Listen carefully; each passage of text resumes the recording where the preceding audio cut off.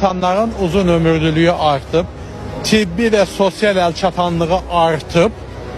O baxımdan da insanların demək pensiya gec yaşda çıxması münasibdir. Deputat Razi Nurullayev deyir ki, pensiya yaşı artırıla bilər, münasibdir.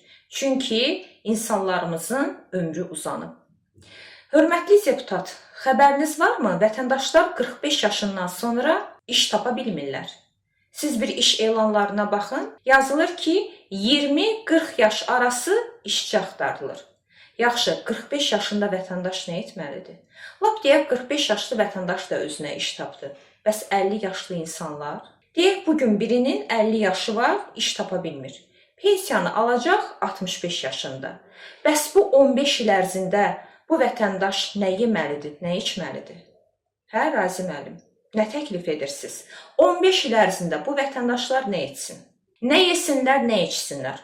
Bunu da qeyd edin. O zaman 50-65 yaş arası vətəndaşlar üçün yeni iş yerləri açılsın. Başa düşürəm, o gündə idman hərəkətləri göstərirdiniz xalqa.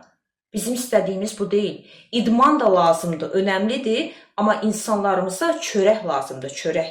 İnsanlar yemək yemək istəyirlər. Yaşamaq üçün qidalanmaq istəyirlər. Marketə gedib alış-veriş etmək istəyirlər.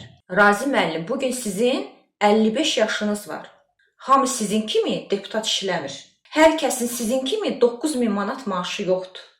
Bugün 55 yaşında olan vətəndaş iş tapa bilmir. Tapa bilmir. Neynəsin, hər kəs deputat mı olsun sizin kimi? Heç mi bu xalqı düşünmürsünüz? Siz axı bu millətin vəkilisiz, düşməni deyilsiniz. Elə deyil?